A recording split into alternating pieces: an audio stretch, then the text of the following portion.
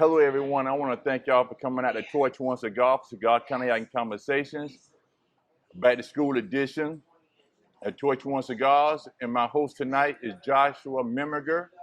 He's running for District 5 for Seminole County School Board. And tonight, I want to introduce y'all to the platform, Josh Memminger, everybody. How you doing? How you doing? How you doing? Hello, hello, hello. It's good to be here, man. I appreciate the invite. All right, so how's the family doing, Josh? Good, good, man. You know, they are definitely having to be involved in this campaign full time, so they are also taking this journey with me. And Right. It's exciting. It's something new. It's definitely eye-opening, but doing well. I know you work for Sanford Seminole County. Well, not the county. You work for the city. The city police department. What made you do that?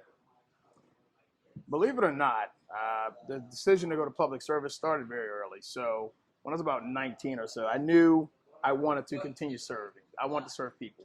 Right. I love to help people, and that's kind of a natural thing for me. So the trick was to find an avenue that you can help people, serve people, but also that fits who you are as a person. So I'm an active person. I love to do things. I love to be outside. And as it just so happens, I also had a pretty good grasp on the law. So I had a law track early in life as well. So kind of combining those two worlds, and it kind of is a perfect fit. So it ended up being awesome. And working here in Sanford is a wonderful city, beautiful city. I love it. I've watched it change and grow over the last about 15 years or so. Mm-hmm. And honestly, I would not change it for the world. I wouldn't move anywhere. I wouldn't go anywhere different. I love it here. Even though I'm running for office, obviously, but I love it here. I love working here. I know I have been seeing you in the community a whole lot. I even seen you down there to one of my favorite sandwich shops downtown Sanford. Yeah. Man. I was asking you on what kind of sub you had because I had tried the Rocky Balboa. Yeah. And that's one of my favorite sandwiches downtown Sanford. And actually I didn't even know who you were. Like I know I had seen you in uniform, but I didn't know that you was actually running for commissioner at that time. Or that might have been an idea. And it's funny how we just started chopping it up and everything, and that's how good people meet. Because you had told me that I was doing a good job on my podcast. Yeah, and man. It just comes to show when you out in the community also that people acknowledge you for what you're doing, even if you don't even know who they are. Because I didn't even know who he was. And he said, "Hey, man, you do that podcast." I was like, "Yeah, man." I'm like, "Yeah, man, you're doing a good job." And so I'm so proud of that, man. So I'm proud of you on what you're doing, and I want you to keep up the good work.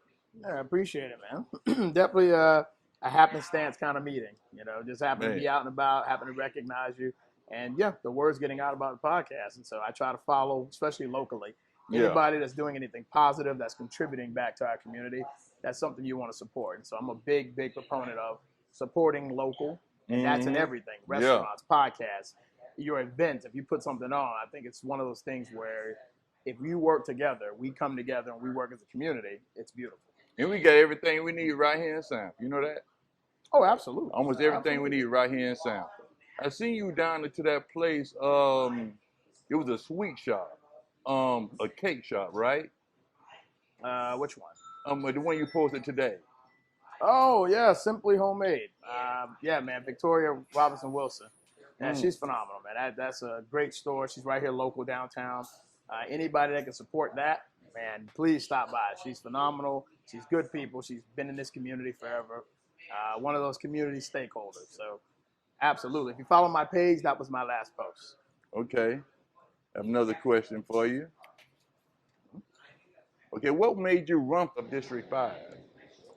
So what sparked my interest in school board member? For one, I'm a father. So all three of my kids go to Seminole County Public Schools currently, at the moment. So not like they, graduated or they go to private school or home school. No, my kids go to public school. Okay. And I've spent a lot of years as a school resource officer and then supervising the school resource unit. And so those years kind of give you a good perspective about, one, what it takes to run schools, what the inner workings look like, what goes on behind the scenes from the ground level, administrative level, and then just even as a parent. You have the viewpoint as a parent because my kids are experiencing what it is to go to Seminole County Public Schools. And so when Dr. Calderon retired from the board, so it's her seat that's open here in District 5. Okay. one of the things I looked at was candidates that were running Right. and go, well, who best represents this community? Okay. So on that board, the board is made up of 5 members. And so each one of these areas are designated by the same as the county commission. So the county commission and school board areas are the same. The districts are the same. So 1, 2, 3, 4, and 5. Okay. And looking at that, you go, well, representation is important. Right. You want to make sure that whoever represents your district truly has your best interest at heart, Yes. truly comes from that community, and then also that they're qualified to represent in that capacity. Because I think a lot of times you have people that are ideological, and it's great, but are they truly qualified to actually represent you in that capacity on something as big as that? You're talking the largest public employer in the county with a $1 billion budget. Oh man. So that's important. You really want to have leadership from someone that's actually been in a leadership role in an organization. And you have to make decisions that affect the public, especially. I think that's really, really important. And so when I looked at all of those things together and saw one, there's nobody running that met that criteria for me as a voter. Right. So I look at it as a voter, as a parent, I don't see anyone that meets that criteria. And so that kind of made me go, well, rather than talk about the recent things I've seen happen, I've heard complaints about, staffing and how we treat our educators, discipline issues, pay issues. I've heard it over the years and go, well, what's the best way to address it? Right. And talking about them ain't going to do the job. Right. Talking about folks ain't going to do the job. So you have to step up and be the change you want to see. Yes. And so that was not that hard of a decision. And then lastly, I would say, noticing that we have no fathers on our school board in any capacity. So fathers play a pivotal role in raising children, in educating children, in teaching children. And so we really say we value fathers and what they bring to the table in the perspective of fatherhood. Right. Then it's important you have to have that representation there. You need fathers there. So you have a school board where you have no fathers in the decision-making process. Right. And that, to me, is not the best way to do business. I think you need that perspective. You need it. So I made the decision to run, talked to my family, prayed on it, and put it in God's hands after that. And here we are. Yes, and here we are. Yeah. And you know what, though?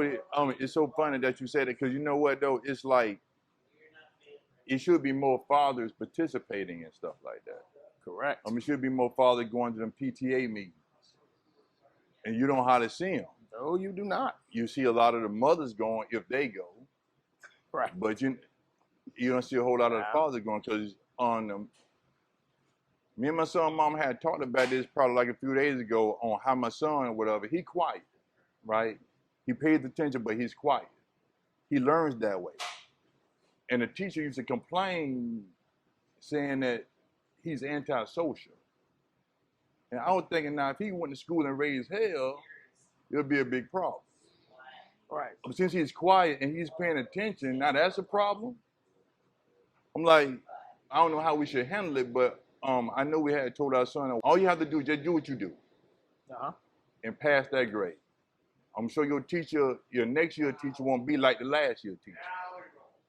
And I think like some teachers, whatever, they have to get a grip on what kind of students that they might have in their classroom. A lot of children have fathers, some might not. And so they have to get a grip on how they handle kids and stuff like that. But I'm glad you mentioned that, because we need more fathers in our PTA meetings too. Yeah. Also. Absolutely. Absolutely. I think it's in every avenue, not just sports. You really need participation in everything, because I think that makes it a more balanced approach. It's more holistic for the kid, for the child. Yeah. Because you have both parents participating, you have your educator and the child. It's kind of like a triangle, pretty much. That's the perfect setup. That is when a child is going to be most successful educationally, especially. Yes. So, I agree. Okay, next question. What's the first thing you would do or change if you want for District 5? I think one of the first things that you can do that's the easiest is start to rebuild relationships with the community and reestablishing yourself as a part of the community.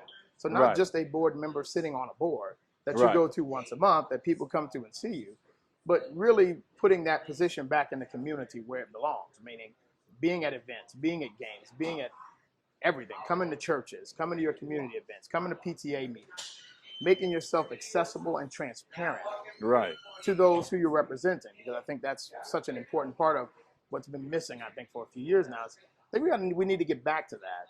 And then certainly starting to take a hard look at what we allocate towards funding for school safety is my biggest thing. So making sure that we are putting as many budget dollars towards improving and enhancing our technological capabilities and our structural capability for our schools. So a big push for that. Yes. Okay, well, the next question. Is there any comments you want to give to the workers of the Seminole County School Board? Well, the first thing I will tell you is I'm going to be in the same boat with you. So part of me taking this position is I'm going to be making roughly a little less than a first-year teacher, which is a pay cut for me personally. So it's a big pay cut. So it's going to be a lifestyle change.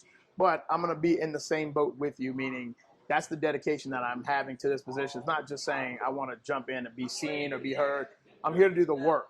Right. So I want to be on the ground with you, as well as on the management side as well, because that is a big component of it. It's policy, procedure, and things like that on that end administratively. However, a big thing about I'm also here with you. Right. And if you need me, I'm here for you. I'm here to help you. I'm here. And you're reachable. That's what I like about you. You're reachable. You're not like you so hard to find, or you have to hope you working that shift on your on a police for a job. I have your number. So you know what I'm saying? So you are a reachable person. That's what I like. Okay, moving to number 6. What are some ways people could donate to your funds and your campaign? Well, one of the best ways is you can find me online. So you can find me on Facebook at Memminger for School Board, MEMMINGER, the number 4, School Board. If you type that in, or you can type my name in, Joshua Memminger, and it'll come up either way under both. Because there's a link that leads to my site, my actual campaign page on Nation Builder. Mm-hmm. So, or if you send me a direct message, I will send you the link to it. If you send me a message, I'll send it to you. If you prefer to write a check, we actually have a P.O. Box, which is P.O. Box 1674, Sanford, Florida, 32772, which is also listed on my site as well. Okay. So any information like that, you can reach out to me. I'd be more than happy to get those things to you. And actually, one thing I'll let folks know is, a lot of times people wonder, where does money go? Well, campaign finance reports are actually open for the public. So you can see where everything is spent, for one. 2, we as candidates cannot keep $1. So that account has to be zeroed out at the end of a campaign. And so either it's all spent on campaign-related materials, or you can donate it to a legitimate charity in your organization or in your area or somewhere local, whatever you want to do. So I'm actually looking for several maybe charities that if I have any money left over, I want to donate to locally and help kind of put it back into the community. Okay, and speaking about donating, I would like to donate you this. Oh, wow. Yeah, for Cigar Cognac Conversation myself. I appreciate it, man. Thank you. Man, I got you, man. I told you, man. I got you, man. I got you. That's real support, man. I got you, man. That's real support. Listen, every dollar counts. And I say that serious, like every dollar counts. Campaigns this size take a lot of work. It takes a lot of effort. It does take money. It takes volunteers. So anyone wanting to volunteer, anyone wanting to donate, no matter how small or how big, trust me, it goes a long way to helping get the word out, because that's what campaigning is. It's getting the word out and letting people know who you are, what you represent, and it's a big part of that. So, man, I appreciate it, brother. Thank you. Man, I appreciate it. Okay, that closes it out, and now we're going to the second part that's called Shaking Our Stirred. This is the part with Josh Memminger will be able to answer all questions and concerns from people who work in the Seminole County Public School Board area. And so we're going to move right along to that part. Hey, guys, Joshua Memminger here, running for Seminole County School Board District 5. And I want to say, first of all, thank you to her for inviting me out today to come onto the podcast, to be able to share the message with you guys about what we're campaigning for and how we're looking to represent District 5 here in Seminole County. So the second portion is going to be more of a town hall setting. So kind of a Q&A from the audience that's here in the background. I have some questions they want to ask me, and I said I'd be more than willing to stick around, and we're kind of be more informal, and we're going to take some questions from the audience. So with that being said, hey guys, thank you guys for being here. I guess we'll start with this young lady here. Go right ahead. Hi, my name is Renese Tillman, and I just had a question about what do you think would be make you a good candidate, and what would you do to help the employees? Oh, that's the best question in the world. So what makes me a great candidate is actual experience in leadership, actual experience in our schools in a leadership position, actually being in our community here in District 5 as a mentor, as an educator, as a teacher myself. So one of the things that I've had the luxury of doing, aside from being a school resource, aside from being a supervisor, is one, mentoring youth by coaching football here in Sanford. Another thing is I ran a youth program for almost 10 years, which our main focus was getting our high school age kids life ready. So whether they went into law enforcement, a lot of them went to the military, getting them into college, getting them workforce ready, but teaching and mentoring on that level. And then lastly but not least, I'm still a parent. I'm a parent that's right here in our community, that's lived here the longest of any candidate that's running. No candidate has lived here longer, worked here longer, has the actual experience in Seminole County Public Schools as both an officer on the ground level, working day to day with educators, and then on an administrative level as a supervisor. And I think that's an important function that you need to have. So if we're talking leadership and we're talking going into that next level, that's important. And if you do your homework, and I encourage everyone, do your own research. Don't believe anything I'm saying. Don't believe me, go do your homework. And when you compare resumes, compare experience, and ask questions, don't just take numbers people throw at you, ask questions, dig into it more, because to me, that's when you find out a little more about who's truly qualified to run for this position. And to the second part of your question, one of the things we want to do for educators and non-instructional and instructional, so when I say educators, I mean everyone that contributes to the educational process. Because a lot of times people say educator and they're only talking about the classroom teacher. But what's important is that the educational process has so many people involved. When you have dining services, you have transportation, you have facilities and maintenance, you have the SROs and SRDs, you have all these people who are paraprofessionals. You have so many people, and if I didn't name someone, please trust me, I'm thinking of you. But there's so many people that contribute to this process that need to be accounted for and who I feel are not being represented or thought of or being compensated correctly. So one, we need to address, one, how we allocate funding here in Seminole. Two, how do we lobby the state to get more funding into our district? Three, we need to change our organizational environment, the culture, how we treat people, how we manage people, how we lead people, how we select our leaders tells me a lot about the organization. And we need to look at that process because the people that lead campuses day to day, our principals, assistant principals, these are the people that will determine the organizational culture. So how happy people are, because seldom do people quit jobs for simply just pay. They usually quit jobs because of the culture and the environment in which they work in. And so I think addressing that along with compression, especially for veteran staff, I think the veteran staff gets left out a lot when we talk about raising the floor but not raise the ceiling. So if you raise starting pay, that's great for incoming employees, but seldom do we talk about the middle, which is usually the backbone of most organizations.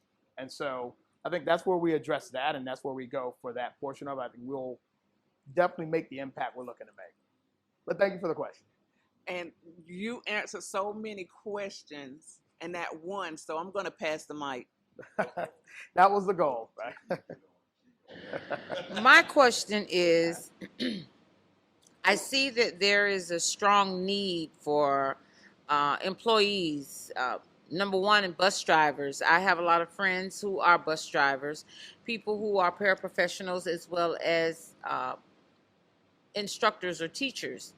And it seems very hard to retain these employees at the school board. So what is it that we or you guys need to do differently to be able to retain these employees? I noticed last I heard they needed like 70 bus drivers. There's a shortage in teachers. Do you think it's a fear because of what's going on in the world? Or do you think that maybe it's the compensation of the salary that these people, or that they just don't feel like they are respected for the positions that they have? Combination of both. So I actually get to continue kind of the answer with her first question. So when we talk about culture in organizations, that's where we talk about value, how people feel. Do they feel respected? Do they feel valued? Do they feel they have autonomy in what they do? So if teachers don't feel that they're respected as professionals if our bus drivers and transportation don't feel respected as professionals, if our dining services and facilities and maintenance, if our paraprofessionals, all of our outside contractors, if they don't feel in this environment that they're being respected as professionals, that's our number one problem. And that's a leadership thing. That has to start from the top. It has to be everyone on this board has to agree that this is the culture we want. And that is then passed down through our superintendent and to our assistant superintendents about how we select and train leaders, how we engage and treat people. And it's incumbent on us as leaders to then follow up. So I can't just simply say, hey, I want everyone to treat everyone nicely and then leave it alone. That means I now have to also follow up. That means I need to be on campuses. That means I need to be going out to different satellite areas and actually get with people and talk to people. I want to thank y'all so much for coming out of Cigar Cognac Conversation. My host tonight, I had with me tonight, Josh Memminger. I appreciate you for coming out tonight, man. Support Josh Memminger, Seminole County School Board District 5. I'll see y'all next time.